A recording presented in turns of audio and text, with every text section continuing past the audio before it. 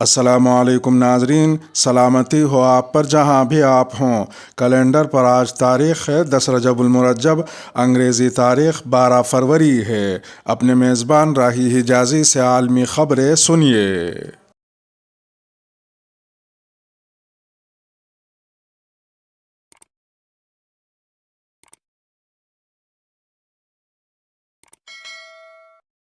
کرناٹک حجاب تنازع اب عالمی رخ اختیار کرتا ہوا۔ کرناٹک میں حجاب کے تنازع کے حوالے سے ایک مسلم طالبہ کو شدت پسند ہندوؤں کی جانب سے پریشان کیے جانے کے معاملے پر وضاحت کے لیے پاکستان میں بھارت کے ناظم الامور کو پاکستانی دفتر خارجہ طلب کیا گیا۔ پاکستان کے دفتر خارجہ کی طرف سے جاری ایک بیان کے مطابق بھارتی سفارتکار کو طلب کر کے انہیں بھارت میں مسلمانوں کے ساتھ عدم رواداری، انہیں منفی انداز میں پیش کرنے، ان کے ساتھ امتیازی اور غیر منصفانہ سلوک پر پاکستان کی گہری تشویش سے آگاہ کیا گیا۔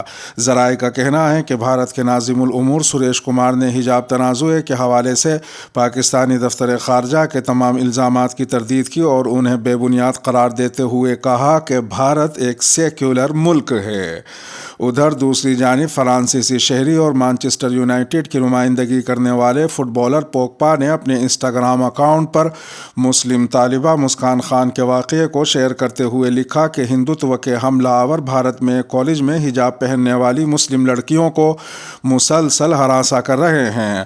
فرانسیسی فٹ بالر نے مسکان خان کے ساتھ پیش آنے والے واقعے کی ویڈیو بھی شیئر کی۔ خیال رہے کہ اس سے قبل ملالہ یوسفزئی علیہ ما علیہا بھی اس واقعے پر ٹویٹ کر چکی ہے۔ امریکہ میں منجمد افغان فنڈز کو تقسیم کرنے کا صدارتی حکم نامہ جاری، طالبان کی فیصلے پر کڑی تنقید۔ امریکہ کے صدر جو بائیڈن نے افغانستان کے منجمد $7 ارب کے فنڈز کو 2 حصوں میں تقسیم کرنے کے صدارتی حکم نامے پر دستخط کر دیے ہیں، جس کے بعد نصف رقم یعنی $3.5 ارب افغانستان کے عوام کی انسانی مدد کے لیے، جبکہ بقیہ $3.5 ارب 11 ستمبر 2001 کے حملوں کے متاثرین میں تقسیم کرنے کے لیے راہ ہموار ہو گئی ہے۔ جمعے کو دستخط کیے جانے والے صدارتی حکم نامے کے مطابق انتظامیہ نیو یارک کے فیڈرل ریزرو میں منجمد افغان اثاثوں تک رسائی حاصل کر سکے گی اور ان اثاثوں میں $3.5 ارب افغان عوام کی فلاح اور افغانستان کے مستقبل پر خرچ کیے جا سکیں گے۔ تاہم اسی حکم نامے میں کہا گیا ہے کہ اس رقم کو ایک عدالتی فیصلہ آنے تک مختص نہیں کیا جا سکتا۔ دوسری جانب طالبان کے ترجمان نے امریکہ کے اس فیصلے کو چوری اور اخلاقی انحطاط کی نشانی قرار دیا ہے۔ قطر میں طالبان کے سیاسی دفتر کے ترجمان محمد نعیم نے اس فیصلے کے بعد ٹویٹ میں رد عمل دیتے ہوئے کہا کہ افغانستان کے مرکزی بینک کے فنڈز پر قبضہ کرنا چوری ہے اور انسانی اور اخلاقی انحطاط کے سب سے نچلے درجے پر گرنے کی نشانی ہے۔ انہوں نے مزید کہا کہ فتح اور شکست انسانی تاریخ کا حصہ ہے، لیکن کسی بھی ملک کے لیے بڑی اور ہتک آمیز بات وہ ہوتی ہے جب وہ عسکری لحاظ سے ہی نہیں بلکہ اخلاقی لحاظ سے بھی مات کھا جائے۔ واضح ہے کہ ماضی میں طالبان نے تنبیہ کی تھی کہ افغانستان کے منجمد فنڈز کو واپس نہ کرنا مسائل کا باعث بن سکتا ہے، جس کے باعث نہ صرف اقتصادی طور پر افغانستان مزید متاثر ہوگا بلکہ بڑی تعداد میں لوگ پناہ لینے کے لیے ملک چھوڑنے کی کوشش کریں گے۔ جو بائیڈن نے افغانستان سے ناکام انخلاء سے متعلق امریکی رپورٹ مسترد کر دی۔ امریکی صدر جو بائیڈن نے کہا ہے کہ وہ واشنگٹن پوسٹ کی طرف سے کی گئی فوج کی تحقیقاتی رپورٹ کے نتائج کو مسترد کرتے ہیں، جس میں فوجی حکام نے جو بائیڈن انتظامیہ کے اہلکاروں پر تنقید کی تھی کہ وہ افغانستان میں امریکی افواج کے انخلاء کے ساتھ صورتحال کو سمجھنے میں ناکام رہے ہیں۔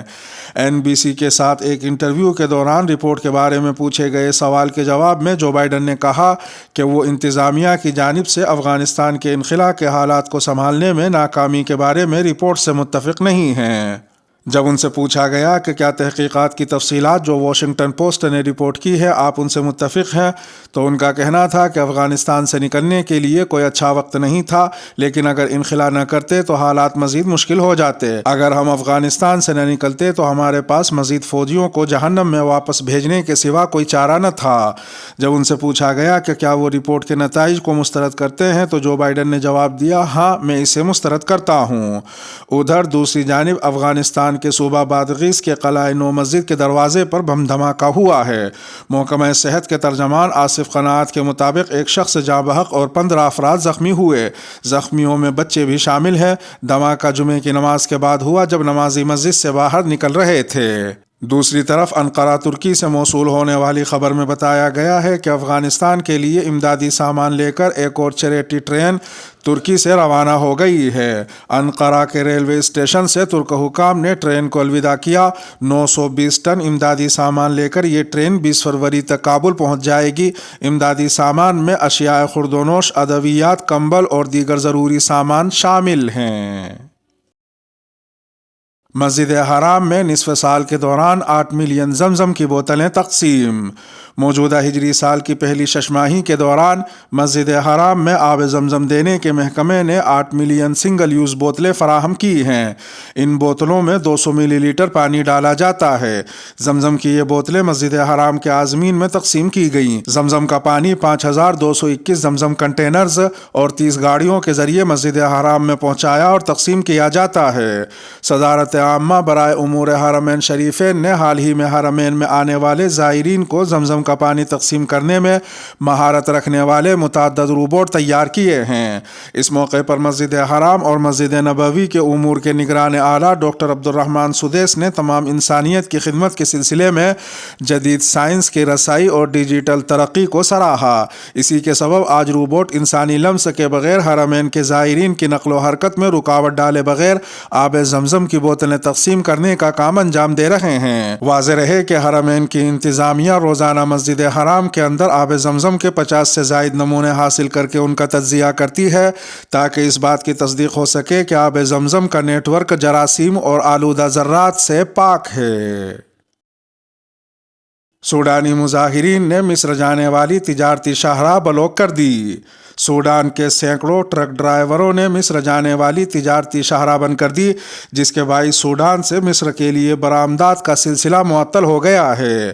سوڈانی مظاہرین نے فوج سے برہمی کے اظہار کے لیے یہ شاہراہ بند کی ہے۔ سبق ویب سائٹ کے مطابق مظاہرین میں شامل شریف حسین نے کہا کہ نوجوان احتجاجی مظاہروں، جلسوں جلوسوں، راستوں کی بندشوں اور شور و ہنگامہ کر کے اپنے خواب پورے کرنے اور اپنے مطالبات منوانے کی کوشش کر رہے ہیں۔ شاہراہ بند کرنے والے مظاہرین سے ہمدردی رکھنے والوں میں تاجر بھی شامل ہیں، تاہم ان کا کہنا ہے کہ شاہراہ بند کرنے سے تاجروں کو نقصان ہوگا۔ انہوں نے کہا کہ مصری ڈرائیور سوڈان میں نقل و حمل کے کاروبار پر قبضہ جمائے ہوئے ہیں۔ اندرونی پابندیوں کی وجہ سے مویشیوں کی برآمدات معطل ہو رہی ہے، خصوصاً اونٹ برآمد نہیں کیے جا سکتے، جس سے سوڈانی تاجروں کو اچھا خاصا منافع ملتا ہے۔ اس طرح شاہراہ بند کرنے کا اصل نقصان سوڈانی تاجروں کو ہی ہو رہا ہے۔ سوڈانی مظاہرین نے وہ شاہراہ بند کی ہے جسے شریان الشمال یعنی شمال کی شہرک کہا جاتا ہے۔ حکومت نے کاشتکاروں پر بجلی کی قیمت بڑھا دی ہے، جس سے وہ ناراض ہیں۔ کئی ہفتوں سے احتجاجی مظاہرے چل رہے ہیں۔ پورٹ سوڈان کے لیے کارگو سروس بھی معطل ہو گئی ہے۔ پورٹ سوڈان ملک کا سب سے بڑا تجارتی مرکز ہے۔ گزشتہ برس کے آخر سے یہ علاقہ متاثر ہے۔ اسرائیلی فوج کے ساتھ جھڑپوں میں 160 سے زائد فلسطینی زخمی۔ فلسطینی ہلال احمر نے ہفتے کو اطلاع دی ہے کہ مغربی کنارے کے شہر نابلس کے قریب جمعے کو اسرائیلی فوج کے ساتھ جھڑپ میں 160 سے زیادہ فلسطینی زخمی ہو گئے ہیں۔ ہلال احمر نے کہا کہ ان میں سے 2 افراد گولیوں سے، 25 ربڑ کی گولیوں اور دیگر آنسو گیس کے گولوں سے زخمی ہوئے۔ واضح رہے کہ گزشتہ سال سے نابلس کے جنوب میں واقع ہے تاکہ علاقے میں فلسطینیوں اور اسرائیلی فوج کے درمیان جھڑپیں ہوتی رہی ہیں۔ میڈیا رپورٹس کے مطابق اس تصادم کی وجہ اس علاقے میں ایک نئی اسرائیلی بستی کی تعمیر ہے، جس کا آغاز مئی میں ہوا تھا۔ فلسطینی مشرقی یروشلم سمیت مغربی کنارے پر اپنی آزاد ریاست کو سفارتی طور پر تسلیم کرنا چاہتے ہیں، جس پر جزوی طور پر اسرائیل اور غزہ کی پٹی کا قبضہ ہے۔ اسرائیلی حکومت نے اقوام متحدہ کے اعتراضات کے باوجود فلسطین کو ایک آزاد سیاسی اور سفارتی اتھارٹی کے طور پر تسلیم کرنے سے انکار کر دیا ہے اور وہ مقبوضہ علاقوں میں بستیاں تعمیر کر رہا ہے، جبکہ اقوام متحدہ اپنے اس لاڈلے کی طرف سے آنکھیں مکمل طور سے بند کر کے افغانستان میں انسانی حقوق کی خلاف ورزیاں سونگتا پھر رہا ہے۔ آج کا انعامی سوال اسی خبر سے ہے، بتائیے کہ فلسطین اور اسرائیل کے حالیہ تصادم کی وجہ کیا ہے؟ اس کے ساتھ ہی خبروں کا اختتام ہوا۔ ویڈیو کو آخر تک ملاحظہ فرمانے پر شکریہ۔ ملتے ہیں شام 8 بجے انڈیا کی خبروں والی اگلی ویڈیو میں، اور اگر آپ 8 بجے کے بعد یہ ویڈیو دیکھ رہے ہوں تو وہ ویڈیو آپ کی اسکرین پر نمودار ہو رہی ہوگی۔ تھم نیل پر ٹچ کر آج کی انڈیا کی خبریں بھی سن سکتے ہیں۔ اپنے میزبان راہی حجازی کو اب دیجیے اجازت۔ سلامتی ہو آپ پر جہاں بھی آپ ہوں۔